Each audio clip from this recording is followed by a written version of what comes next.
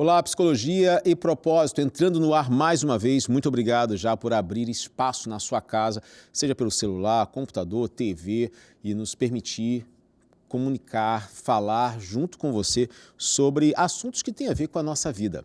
Hoje eu vou trazer um tema para cá que aparentemente é um termo bem científico, mas você vai ver que na prática a gente vive e depende disso para tudo que a gente faz.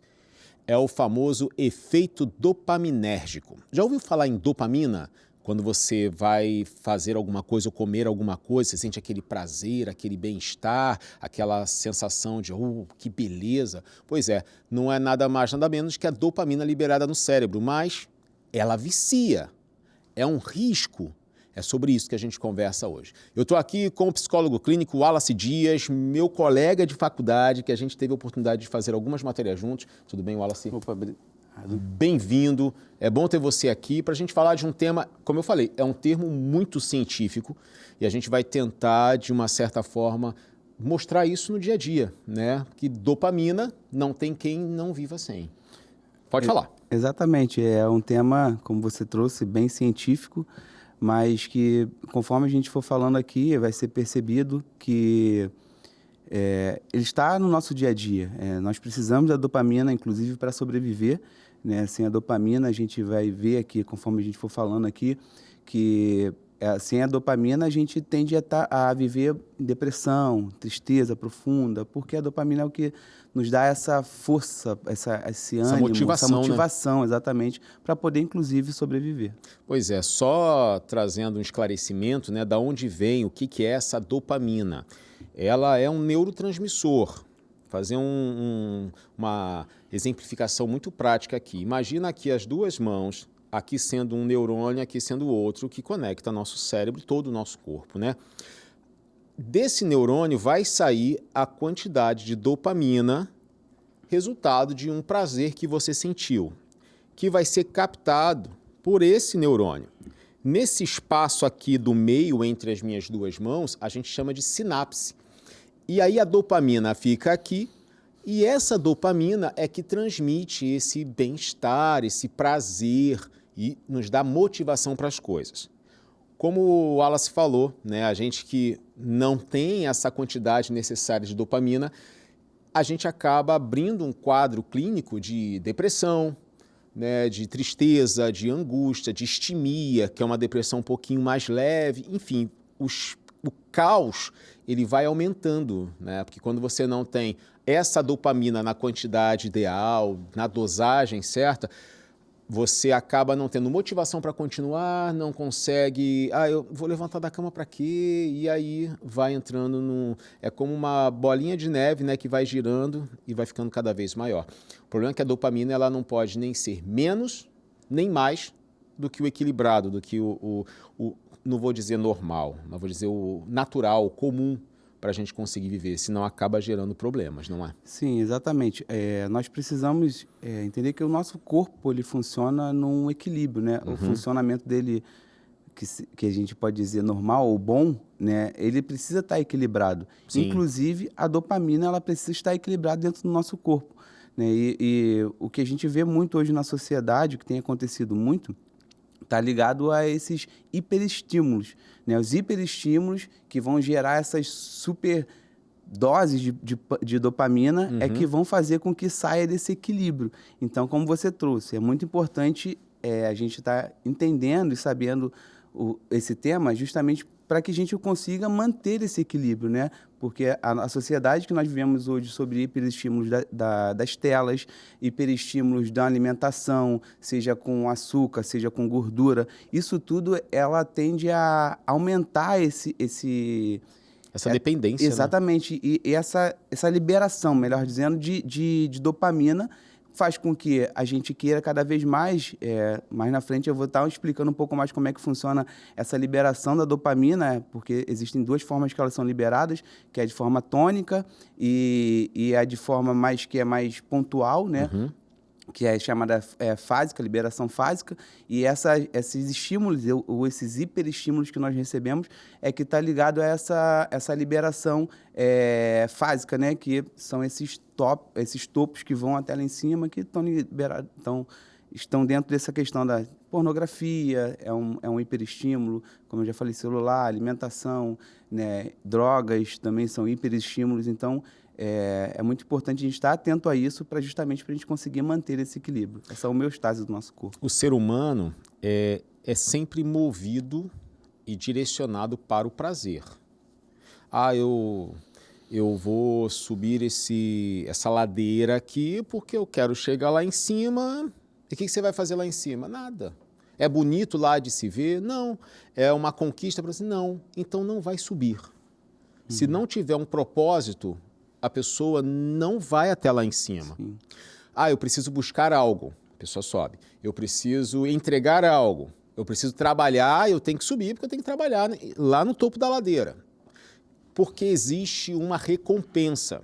E dopamina e recompensa são duas palavras muito atreladas. Então. E aí a gente vem com a máxima que se fala aí. A dopamina é o hormônio da felicidade? Então, essa é uma máxima que as pessoas... isso já foi muito associado durante muito tempo, a dopamina como o hormônio da felicidade. Só que hoje se entende que a dopamina não é o hormônio da felicidade, ela é o hormônio da motivação. Ela é o que nos motiva a fazer algo. E ela foi desenvolvida, a dopamina, você trouxe aí nessa questão de subir, de chegar a alguns lugares, de conquistar, de ter essa motivação para poder conseguir alcançar alguma coisa. E a dopamina ela começou a ser desenvolvida no nosso corpo, e isso aí são estudos científicos que trazem essa ideia de que as pessoas precisavam de dopamina, era desenvolvida para poder comer, beber, ter relações sexuais, né? No caso seria para poder ter filhos, procriar, né? Procriar, exatamente, e se proteger ou fugir. Então a dopamina ela tem esse papel fundamental na vida. Então ela não está ligada exatamente ao prazer. É fato que quando a gente come uma pizza, a gente por quê? Tem um hiperestímulo ali por trás, né? Quando a gente consegue alguma coisa que a gente está trabalhando para isso, existe ali existe estímulos ali por conta daquilo e a gente sente prazer naquilo. Não necessariamente que a dopamina é só liberada na motivação, não. Mas ela é muito mais liberada na motivação. Inclusive, tem um estudo que nesses estudos fazendo sobre esse assunto, um estudo que foi feito com um ratinho, que ele... destruíram a parte de que tinha essa liberação da dopamina no cérebro desse ratinho e colocavam ele literalmente do lado de uma alavanca, e quando ele apertava aquela alavanca, ele tinha uma recompensa, ele ganhava uma recompensa. E aí ele, mesmo sem a dopamina, motivação, sem essa motivação, ele fazia aquilo, porque de alguma forma dava um prazer. Mas quando tiravam ele a basicamente um corpo de distância da alavanca, ele já não ia mais lá fazer. Ou seja, por conta dele não ter sido destruído esse caminho da dopamina, ele não tinha mais essa motivação para ir até a alavanca, então ele não se alimentava. Mesmo uma coisa que dava prazer para ele, que era a resposta... Ele não linkava um ponto ao outro. Não linkava. Então, esse estudo é muito científico, ele traz muito essa base de que, para poder... trazer essa diferença de que essa reconstrução dessa ideia da dopamina de ser um hormônio da felicidade ou não. E aí ele traz muito essa questão que não é o hormônio da felicidade, é o hormônio da motivação. Porque mesmo que você sinta ali o prazer, o ratinho ali, por exemplo, ele sentiu o prazer, mas ainda assim, sabia que aquilo ali era bom para ele, mas ainda assim ele não ia até lá, porque ele não tinha essa motivação. Mas aí quebra um pouco o que a gente visualiza, né, essa referência. A dopamina é da motivação, é o processo. E aí talvez isso explique o porquê que há uma expectativa tão grande antes de conseguir a coisa, mas quando consegue, não é a mesma, nem sempre está no mesmo nível, nem sempre impressiona. Por exemplo, uma pessoa ela trabalha porque ela quer trocar de celular. Hoje em dia é muito comum A gente vê pessoas que estão ali, muitos jovens aprendizes, muitos... a galera mais jovem que quer sempre um celular mais atual, trabalha e, ó, estou pagando meu celular. Isso aqui é o... E aí ele vai, pega o celular, só que quando ele pega o celular, aquele celular já perde o seu grande efeito. Ele faz um efeito enquanto está na loja, enquanto está no site, enquanto você não tem. Quando você o tem, ele perde um pouco do efeito. Aí você já era. Você parcelou, você tem que pagar. Não tem para onde correr. O problema todo é que até conseguir pegar o celular, a pessoa fica com uma expectativa muito alta, uma motivação muito alta. Então, a gente pode fazer essa leitura com, olha, você está com índice dopaminérgico, muita dopamina, por conta dessa sua intenção de conseguir. E aí, como é que faz essa leitura para comida, por exemplo? Porque a pessoa está comendo e ela está sentindo o prazer. Se misturam não só a dopamina com serotonina e outros neurotransmissores. Então, o que você trouxe da questão da comida, esse é um exemplo que é muito comum. Vou falar aqui, você está aqui trabalhando hoje, fazendo programa, e você pensa assim, caramba, eu quero sair daqui, eu vou comer uma pizza. Chegar em casa, vou reunir família, eu vou comer uma pizza. Já começou a ter essa motivação aí, começa a ser liberada essa dopamina, e você vai gerando isso. Quero comer essa pizza, chegar em casa, você começa a planejar tudo isso para chegar em casa e comer pizza. Aí você chega em casa, se reúne com a sua família, vamos olhar aqui o cardápio para a gente ver. Aí você olha a pizza, essa pizza aqui, o sabor que eu quero aqui é, sei lá, camarão com catupiry. Aí você vê aquela imagem ali no iFood, e nem sei se podia falar a propaganda, falou, enfim. Tomara que eles mandem a pizza, né? Por favor. Então você programa, olha ali, você tem aquela imagem, isso tudo vai gerando em você a dopamina, vai aumentando cada vez mais aquele desejo, você começa a salivar, fazem o pedido, aí fica naquela expectativa, daqui a pouco vai chegar, foram 45 minutos que eles prometeram, não sei o quê, e daqui a pouco toca a campainha. Passou os 45 minutos, tocou a campainha. Você está quase babando ali para você ter aquela pizza. Provou. Nem provou. Você não está sentindo ali, de fato, a dopamina. Ela só está fazendo com que você se motive cada vez mais a consumir aquela pizza ali. Você chega, abriu pegou a pizza, pagou a pessoa ali, abriu com você abriu aquele cheiro, aquela pizza aparência, né? Nossa, e você está explodindo. Você vai comer, você vai sentir prazer no que você está comendo. Você deu uma mordidinha ali, tá com aquele prazer, mas ela já começa o quê?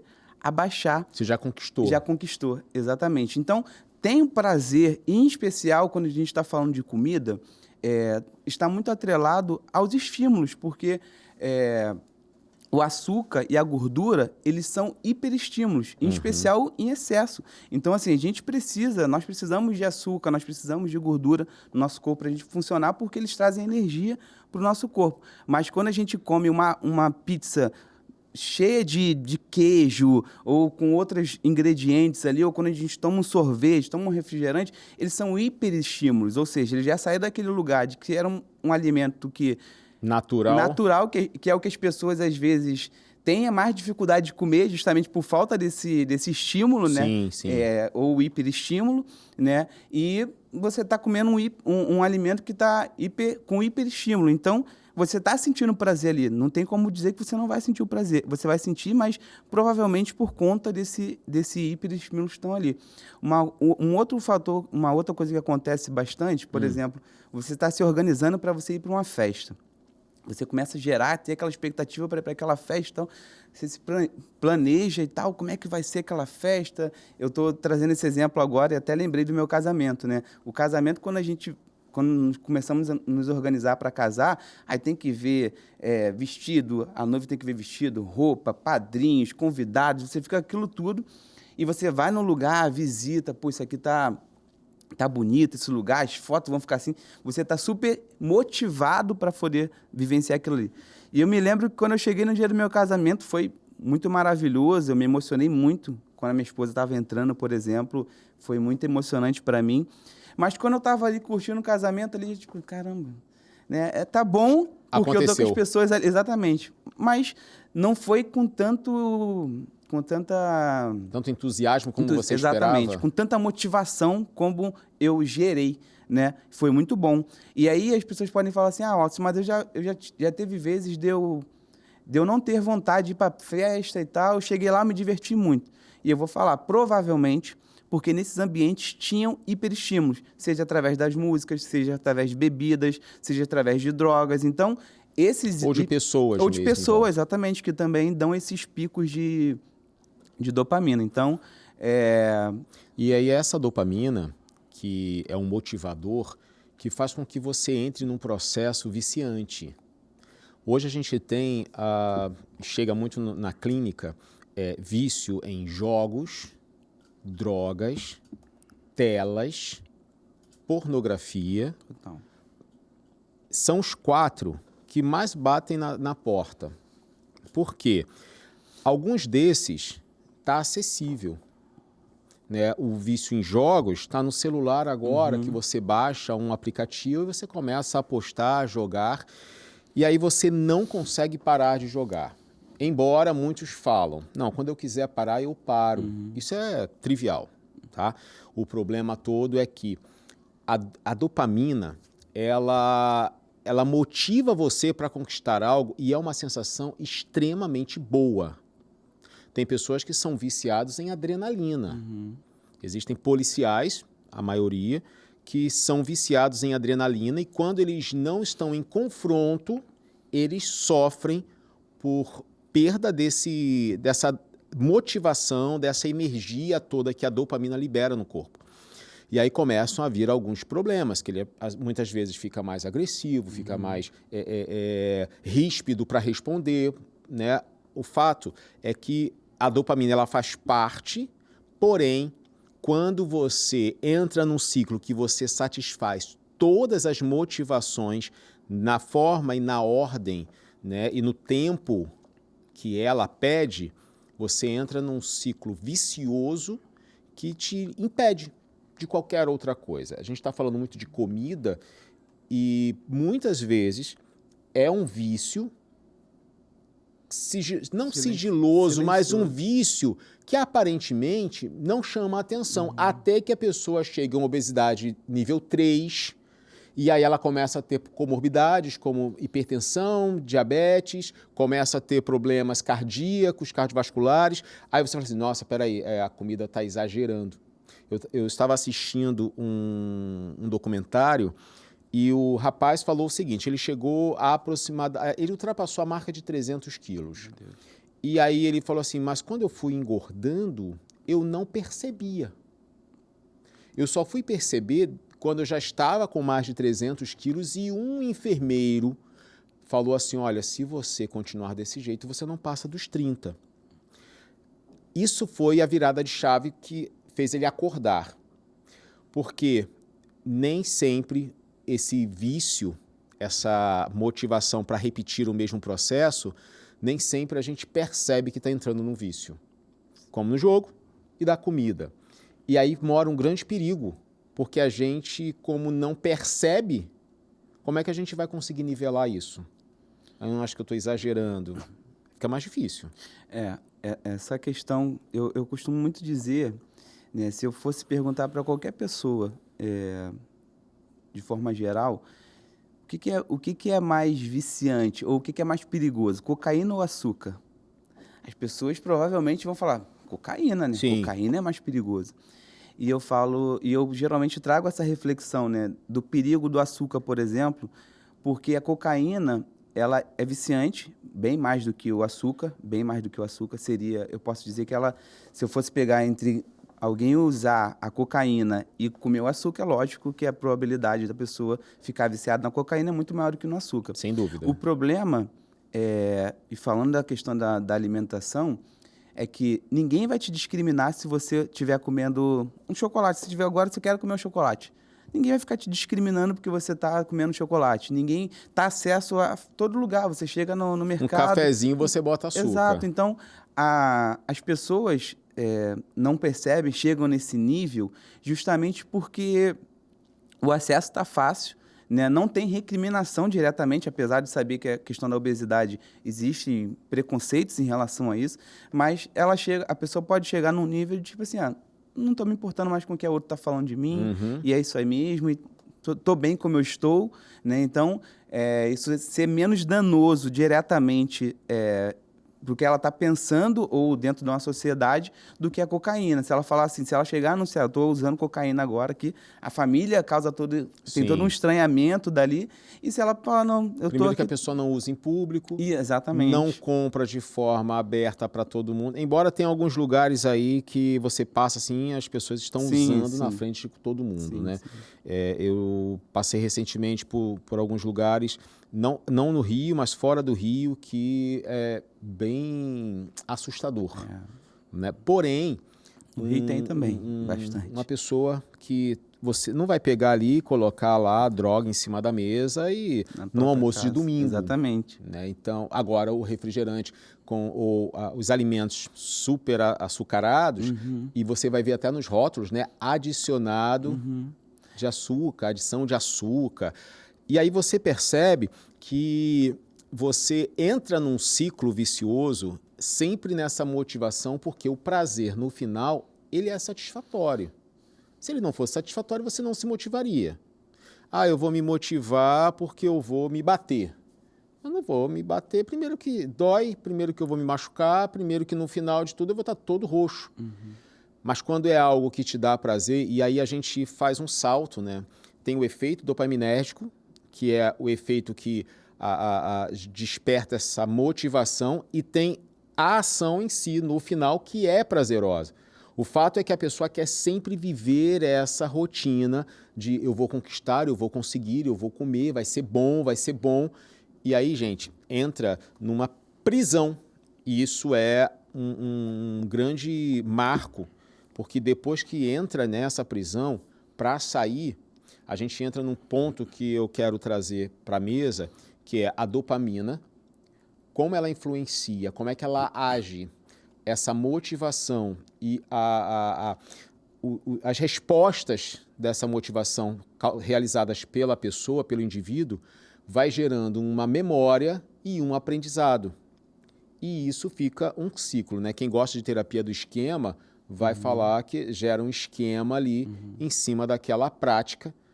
E não é só, é só você não comer, é só você não usar, é só você não jogar. Mas não é só não jogar, não é só não comer. Existe toda uma questão biológica por trás disso. Exatamente. Você começou a trazer a ideia aí de como funcionava, né? Por ser um neurotransmissor, a dopamina ela é um neurônio que transmite alguma coisa, por isso que é um neurotransmissor, né? Então, tem essa questão de um lugar para o outro, que é a mensagem que está levando. E aí, eu até comecei a falar sobre isso aqui. Por que as pessoas, por exemplo, se tornam viciadas e querem cada vez mais dopamina?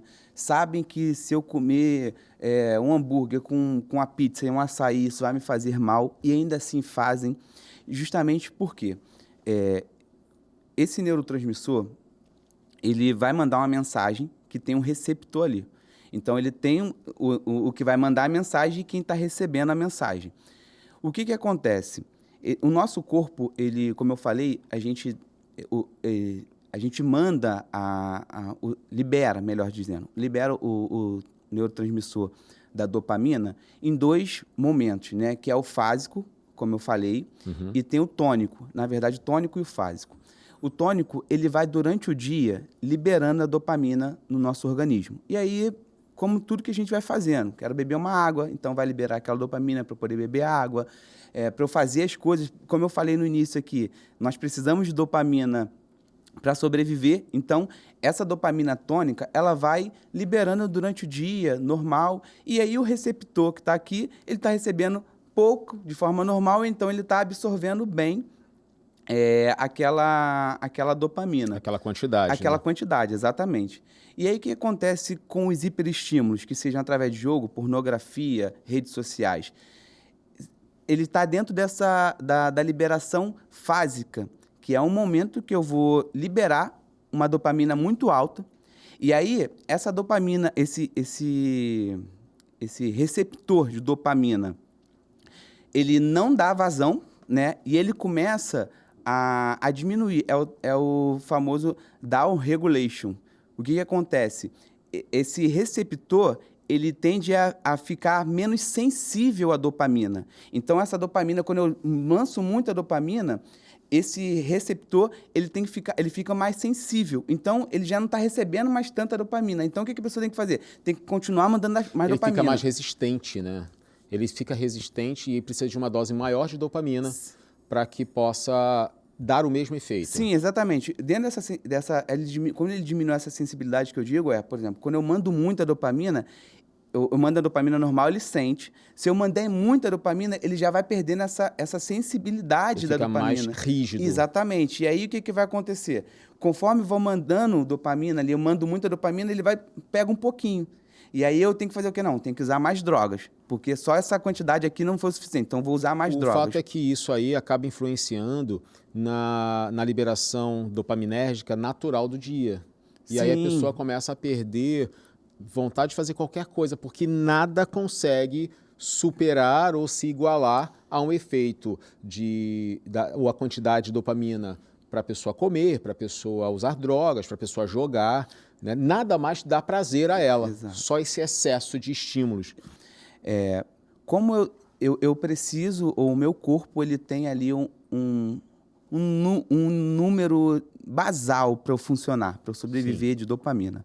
E aí o que acontece? Quando nós temos esses hiperestímulos, como eu falei lá, o down regulation, ele faz com que essa minha sensibilidade à dopamina que é liberada, esse meu basal, ele diminui. Então, por isso que eu fico o tempo inteiro buscando.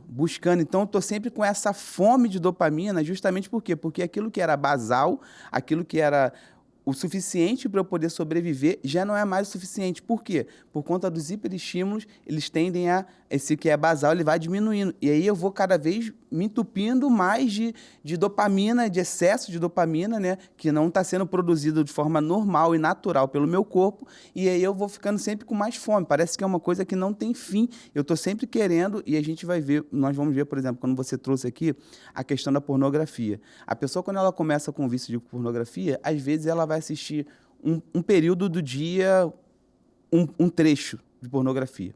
E aí ele vai aumentando cada vez mais, ao ponto de ela vai assistir várias vezes durante o dia, ela vai assistir no trabalho, ela vai assistir, e aí ela começa a assistir, às vezes, o natural, um homem com a mulher, e daqui a pouco está assistindo 2 homens com a mulher, 3 homens com a mulher, 2 mulheres com um homem, aí daqui a pouco não sacia mais, quer mais dopamina, porque aquilo ali já não é mais o suficiente, essa fome não é saciada, daqui a pouco vai buscar animais, e a gente vê indo para a pedofilia, por exemplo. Então, essa fome, ela está sempre nesse lugar de querer buscar. Por quê? Porque aquilo que era basal, que era o suficiente para eu poder sobreviver, ele está sempre diminuindo, porque eu estou sempre com hiperestímulos. E aí, com o celular, por exemplo, que nos dá essa facilidade, como a gente estava falando do açúcar, né? O açúcar, ele está disponível para você. Facilmente, assim como o celular. Então, pelo fato de estar próximo a gente acaba tendo mais acesso a esses hiperestímulos. Então, parece que a gente está insaciável de fome de dopamina. Eu estou o tempo inteiro, e aí seja por tela, seja por comida, eu estou o tempo inteiro querendo o quê? Hiperestímulo, o tempo inteiro buscando, estando nesse lugar de uma busca pela dopamina. E aí a gente entra nesse vício, como o Wallace falou, a pessoa sempre vai buscar mais. Seja na comida, seja na pornografia, seja no jogo, ela sempre vai buscar algo maior, no sentido de eu preciso satisfazer o meu prazer. Mais uma dose, né? Pois é. Só que a dose tem que sempre ser um pouquinho maior, né? Esse é um ponto que a gente se depara com um obstáculo. Por quê? A pessoa que tem um vício e a dopamina está muito atrelada a qualquer vício que qualquer pessoa tenha, ela vai ter conhecimento dos prejuízos daquele vício. O que é viciado em cigarro vê no rótulo uma imagem, uma foto de alguém sofrendo por consequência do tabaco. Mas, mesmo assim, ela continua. Porque o efeito da dopamina e o prazer são tão intensos que fica de um lado a razão e do outro lado a vontade, o prazer da dopamina? Então, eu não vou trazer essa separação. De um lado fica a razão, de outro ao prazer, porque às vezes uma coisa está ligada pode estar ligada à outra, porque a questão por exemplo, da alimentação, quando a pessoa às vezes está comendo muito, às vezes as pessoas falam, eu vou comer aqui porque eu mereço. Então, assim, dentro de uma razão, ela vai olhar, eu trabalhei muito hoje o dia inteiro, né? E eu estou estressado e eu quero comer um chocolate. Então, dentro da razão dela, Ela está certa. ela está certa. Então, é muito importante nesse processo que haja uma reestruturação cognitiva. A TCC ela vai falar muito sobre essa questão dessa reestruturação cognitiva, porque esse comportamento que é dito como um comportamento disfuncional, impulsivo, ele está por trás de uma emoção que está por trás de um pensamento diante de uma proposta. Ela recebeu ali, ela está com cigarro ali diante dela e é uma pessoa, por exemplo, que fuma, você trouxe esse exemplo aqui do cigarro, eu posso dizer que uma pessoa pode utilizar o seguinte argumento, mas eu conheço fulano que o meu pai fumou a vida inteira e não morreu de câncer no pulmão. Entende? Então, assim, dentro do que ela tem como consciência, para ela está com a razão, entendeu? Porque não é exatamente isso que vai me matar. Meu pai fumou durante a vida inteira, não morreu, e aí foi morrer atropelado. Entende? Então, tipo assim, aí tá, a TCC ela vai trabalhar justamente isso. Esses pensamentos que traz por trás dela uma emoção que vai gerar nela um comportamento, e esse comportamento que é disfuncional, porque ela vai continuar fumando. Porque se ela fosse olhar ali, e através do trabalho da TCC, um deles, para essa questão do cigarro, poderia buscar uma estatística. Estatisticamente falando, quantas pessoas têm câncer de pulmão, que fumam durante períodos. Então, vai trazer essa consciência dela, e aí esse é um trabalho da reestruturação, né, com essa conscientização de que, cara, eu tô me balizando pelo menor. Sim. Né, estatisticamente, exatamente, estatisticamente eu tô tendo um tipo de comportamento com base no meu pai que fez isso e ele não morreu, sei lá, por um milagre, né? Ele não morreu disso aqui por um milagre, mas isso não é a verdade. A maioria das pessoas que tem um número de tempo fumando, ela tende a ter problemas futuros por conta disso. A maioria das pessoas que vão beber refrigerante, elas tendem vão comer biscoito de bolacha, vão comer... Enfim, vou pegar essa quantidade de estatísticas aí, que a ciência ela traz isso, tem muitos estudos por trás disso, e eu vou mostrar. E aí a pessoa vai ter que reestruturar esse pensamento dela, e aí vai ter uma emoção diferente, que vai ter um comportamento diferente. Essa é uma das grandes estratégias da TCC, né? Trazer a realidade. Porque, às vezes, o pensamento ele está em cima de uma situação fumante. E o pensamento pode ser, o meu pai não morreu com câncer no pulmão, nem câncer na garganta, que são dois comuns, né? Nem teve enfisema pulmonar. Ok. E aí, por outro lado, ele pensa diferente. Ele pensa, não, mas eu não fumo tanto assim. Eu fumo porque eu estou estressado. O maço de cigarro com 20 cigarros dura 2 dias. Como se isso fosse uma grande conquista. Não é. Embora eu conheça pessoas que já fumaram 2 maços por dia, 40 cigarros. Gente, isso é muita coisa. Um já é muito, 40 então nem se fala.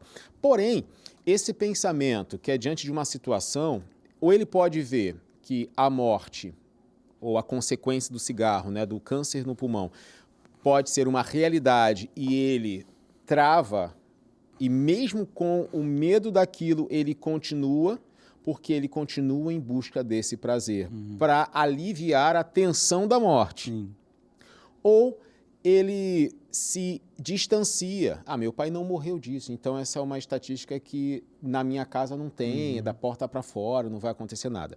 O fato é que quando uma pessoa está viciada, e a gente fala desse efeito dopaminérgico, a gente está falando diretamente para quem é viciado em algo. O primeiro passo é ter a consciência que não consegue viver sem aquilo. Muitas vezes a gente faz até um trabalho de ressignificação do pensamento, né? de uma reestruturação cognitiva, mas a pessoa ainda não chegou ao ponto de falar assim, olha, eu preciso realmente mudar a maneira que eu penso. Por isso que no início da terapia, a gente vem com autoconhecimento. Ah, mas eu fico lá, ele fica me perguntando como é que foi, o que que eu gosto, o que que eu não gosto, para que você possa se conhecer de uma maneira mais profunda. Não no superficial, não, eu sou assim, assim, acabou. A gente não é simples desse jeito. E é importante esse início, assim, e essa consciência que a gente traz na terapia, ela vai muito para que as pessoas percebam que existem padrões de comportamentos e de pensamento. Eu acho que isso é um grande diferencial.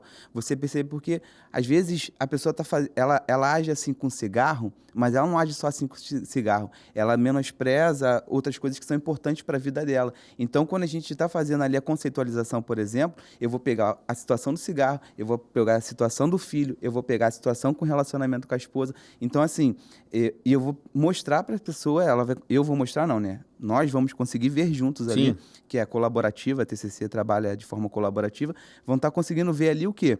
Que esse é um tipo de padrão de pensamento e de comportamento, entendeu? Então, assim, isso que eu acho o grande lance ali da TCC, e quando está falando dessa questão dessa reestruturação, é trazer essa conscientização, porque às vezes a pessoa acha que ela só está tendo esse tipo de comportamento para o cigarro. Sim. Então, não, eu só se tô torna aqui, mais difícil ainda de deixar. Só estou aqui porque eu quero parar de fumar. A questão é que, se a gente fosse da psicanálise, talvez diria que houve algum resquício da fase oral, que é porque está na boca, né? Mas a gente é da TCC, que às vezes a gente traz várias abordagens aqui, né? Sempre falo e vou repetir. Todas as abordagens olham para o indivíduo com o intuito de fazê-lo desenvolver, crescer, né, se descobrir e conquistar, né, destravar algumas barreiras. Só que cada um vai olhar para esse indivíduo de um ângulo, mas todos eles têm o mesmo objetivo. A questão é que no vício, se a pessoa ela não muda a maneira que ela vê aquele vício, vê a vida dela, a história, ela sempre vai achar que o vício é o escape, é a estratégia compensatória. Ah, eu estou muito estressado, então vou comer. Ah, eu estou muito cansado, então deixa eu jogar aqui porque me distrai. E aí tem aquele vício do jogo que você perde dinheiro, que tem milhares de pessoas perdendo muito dinheiro com isso. E tem aqueles jogos que você não aposta nada, mas você fica ali jogando.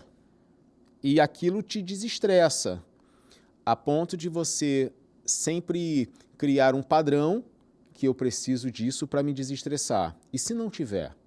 E se não tiver as redes sociais para você ficar no Reels lá, olhando durante 40 minutos, 1 hora? Como é que vai lidar com a ansiedade que acontece se não tem o celular? Aí você começa a perceber uma dependência. Sim. Exatamente.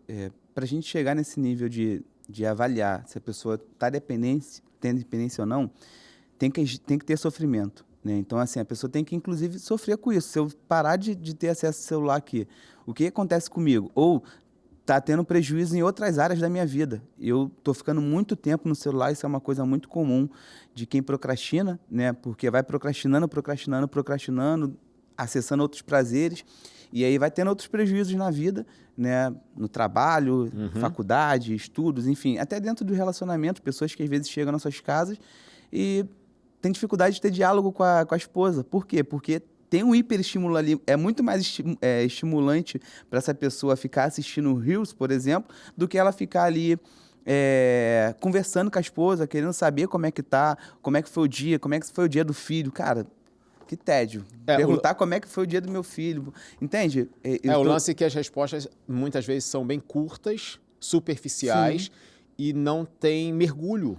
E aí a conversa acaba rápido. Porque não falta interesse, né? Falta essa motivação. Mas por que falta essa motivação? Justamente por tudo que a gente está falando aqui. Porque ele está o tempo inteiro tendo o quê? Hiperestímulos. Então, é muito mais interessante para uma pessoa comer um x-tudo do que ela comer uma salada. Entende? Por quê? Porque nesse estudo tem hiperestímulos ali. E na salada não tem. Então as pessoas começam a ver, não ver prazer em coisas simples. Por exemplo, sentar com o filho. Eu tenho um bebê agora de 8 meses. E, cara, pra mim, o máximo de tempo que eu consigo estar com ele ali, sentado, fazendo nada, brincando.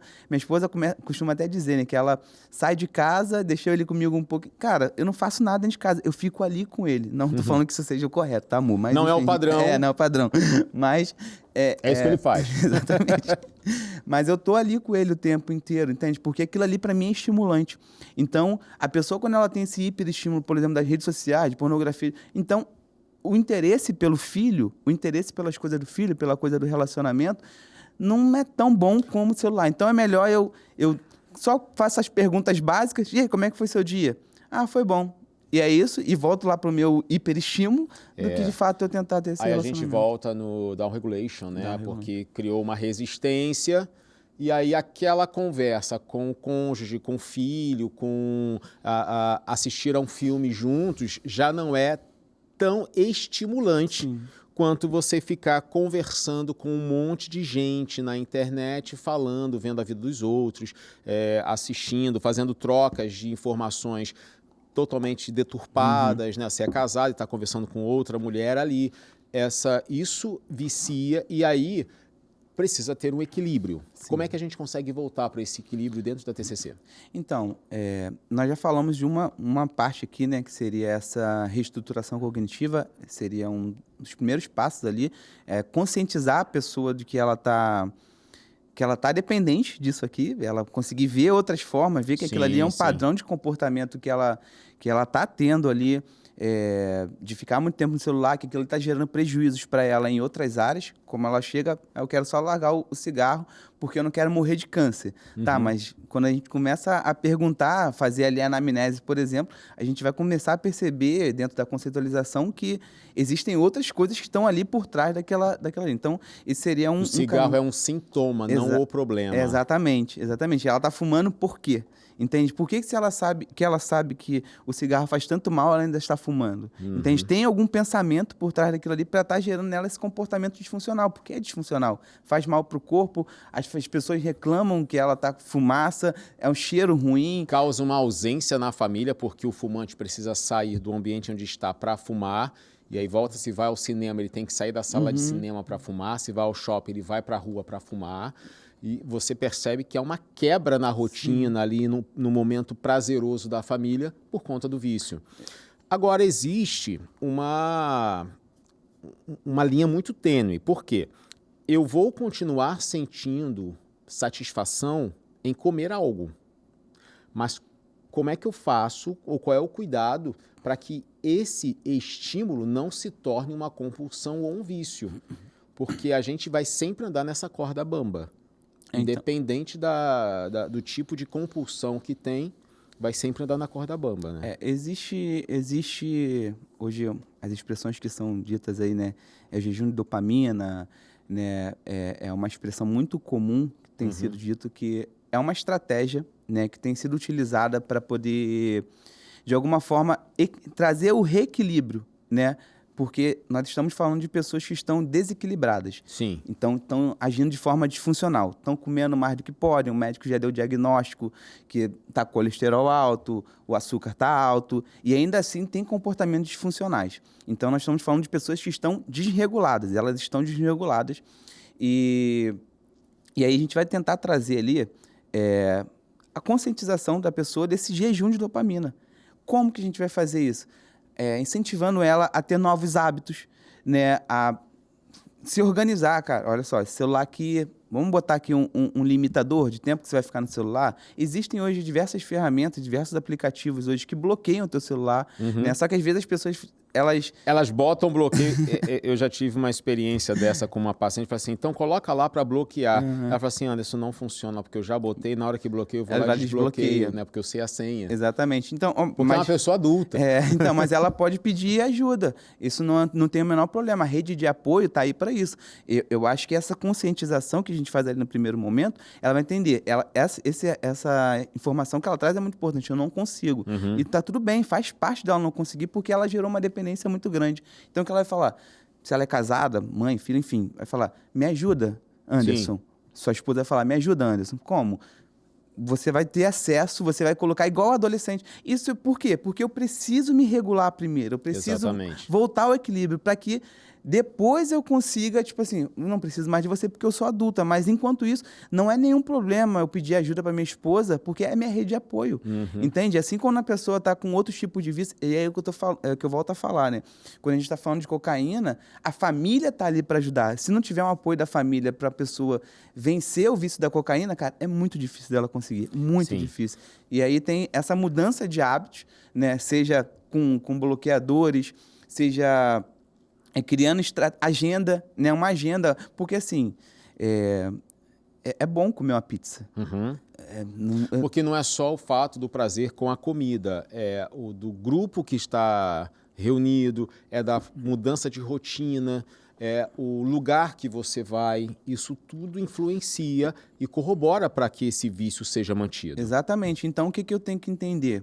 É que, fazendo esse levantamento, né, de qual ambiente, por exemplo, quando eu atendo alguém que tenha alguma questão com pornografia, eu vou perguntar à pessoa, em qual momento que você utiliza? Ah, eu faço isso quando eu estou em casa sozinho, né? Adolescente tem muito essa questão, né? Sozinho em casa, os pais saem para trabalhar, o adolescente fica naquele período ali para ir para a escola, então eu acesso a pornografia. Então, nesse momento aqui, você vai ter que montar alguma estratégia para que você não tenha acesso a isso. Então, você acessa da onde? Do computador? Então, nesse momento do dia, você não vai ter acesso a esse computador. Então, vão ter que ter estratégias, né, ali que vai fazer com que iniba essas minhas compulsões. Exatamente. A questão é que pode ser a mudança de local, tá? Se for esse caso, né? Ah, o que eu posso fazer? Vai fazer academia nesse horário? Sim. Vai fazer uma caminhada, vai fazer corrida. Mudança de rotina. Né? Você sai realmente do ambiente. Ah, eu sempre, à noite, quando eu chego em casa, eu sempre vou comer muito e eu acabo extrapolando e tudo mais. Então, eu estava assistindo uma palestra de um psiquiatra muito famoso e ele dizia o seguinte, que ele chegava em casa, ele chegava muito cansado da rotina, então ele sentava no sofá, abria o celular, pedia fast food. Chegava e ele comia. Isso fez ele engordar muito. E aí ele começou a perceber que ele estava fazendo o mesmo ritual. Ele chegava em casa, sentava no sofá e fazia o pedido. Ele mudou uma coisa, ele não sentou mais no sofá. Quando ele chegava em casa, ele ia direto fazer outra coisa. Essa mudança fez com que ele evitasse de pedir o fast food, fez com que ele se alimentasse melhor e a consequência foi ele perder peso. Às vezes a mudança de espaço, de rotina, faz toda a diferença. Ah, mas eu não consigo mudar minha rotina porque eu estou em casa sozinho. Eu falei assim, então tem alguém para fazer chamada de vídeo? Porque, às vezes, quem tem uma compulsão por comida não vai fazer isso na frente de outra pessoa. Então, fica em chamada de vídeo, não consigo. Ou a pornografia, né? Sim. A pornografia está muito nesse lugar, de não conseguir fazer isso na frente de outra pessoa. Então, se ela fizer essa chamada de vídeo, conforme você está falando ali, a probabilidade dela não ter esse comportamento é gigante, né? Essa rede de apoio ali. E aí é o seguinte, outra estratégia, aconteceu, eu acabei extrapolando, comi demais. Procure uma pessoa que seja da sua rede de apoio para você compartilhar com ela que naquele dia você extrapolou na comida. Ah, mas aí eu vou falar no segundo dia porque eu vou extrapolar de novo. Aí é que vem o segredo. Porque no outro dia, se você extrapolar de novo, você vai ter que falar novamente para aquela pessoa. Vergonha, né? E aí você vai usar a vergonha a seu favor. Né? Não, se eu fizer isso... Não, e aí tem que ser um contrato muito bem acertado. Olha, eu vou falar para você sempre que eu fizer isso. E você vai ser o meu apoio. Não é para julgar. Se você for chamado para fazer isso com alguém, não julgue aquela pessoa. Porque ela já vai se julgar por si só. Mas seja aquela pessoa, fez de novo? Ok, está anotado aqui. Porque aos poucos ela vai começar a ficar, vai começar a repensar, não, se eu fizer de novo, vou ter que falar de novo. Nem sempre a gente consegue fazer uma mudança total de rotina, né? E não dá para a gente ter um plano mirabolante para dar um reset dopaminérgico, né? Não, vou resetar, não dá. Muitas vezes precisa de medicações para lidar com isso. a gente não vai entrar nesse assunto, porém, são recursos que a gente pode utilizar. Sim, a gente falou aqui de alguns recursos, né? Um outro recurso que a gente precisa pensar é o sono. Existe, na verdade, uma base para que a gente possa ter uma vida mais saudável, que é o sono, alimentação e prática de exercício físico. Essas três coisas elas precisam estar Alinhadas, né? e o mais perto possível da gente. Eu preciso ser uma pessoa que tenha uma rotina de exercício físico, de sono, porque aí se eu não durmo direito, eu fico estressado no dia seguinte, eu como. Uso drogas, entende? Então, é uma consequência. Exatamente, vai virando uma bola de neve. Então, tanto a alimentação quanto o sono, o descanso, né? E isso aí, o sono ele é muito importante, cara. A higiene do sono, quando a gente vai falar sobre higiene do sono, é uma coisa que ela é fundamental para a nossa vida, né? A gente conseguir dormir bem, ter uma noite de descanso, até para quem estuda bastante, o descanso ele é muito importante, né? Tem muitas coisas que acontecem no nosso cérebro que só acontecem na parte da noite. Só durante o sono. Exatamente. E o sono da noite, né? Porque tem pessoas, às vezes, que trabalham à noite e aí tá dentro da realidade daquela pessoa, mas ela perde aquele sono da noite. E ela dorme depois, eu dormi 8 horas de sono. Tudo bem, você não é a mesma coisa. Não é a mesma coisa, exatamente. Tá aí, esse é o Wallace Dias, psicólogo clínico. Wallace, muito obrigado pela sua presença. A gente chegou aqui no nosso limite de tempo, mas foi muito bom ter a sua presença, a sua companhia e os esclarecimentos sobre o efeito dopaminérgico. Quem quiser te seguir nas redes sociais, como é que faz? Então, meu Instagram é psi.wallace Dias Silva. Wallace com 2 L's. Com 2 L's, isso. W e 2 L's. psi.wallace Dias Silva. O meu TikTok é a mesma coisa. E a minha rede social no YouTube, que eu ainda estou em construção, né? Requer muito trabalho, né? Fazer com uma equipe é um pouco mais fácil, enfim.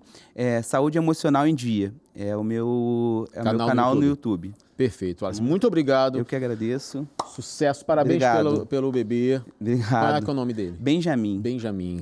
Deus abençoe cada vez mais você, sua família e seu filho. Obrigado pela oportunidade. E você de casa, muito obrigado pela sua companhia. Não se esqueça de seguir o Psicologia e Propósito no Instagram, que é o nosso perfil oficial. Ali você vê todas as fotos, bastidores. E o meu Instagram, Anderson Nascimento Oficial. Vai ser um prazer ter a sua companhia lá no Insta também. Que Deus possa te abençoar muito com todas essas informações de hoje e eu espero você no nosso próximo encontro. Esse foi mais um Psicologia e Propósito.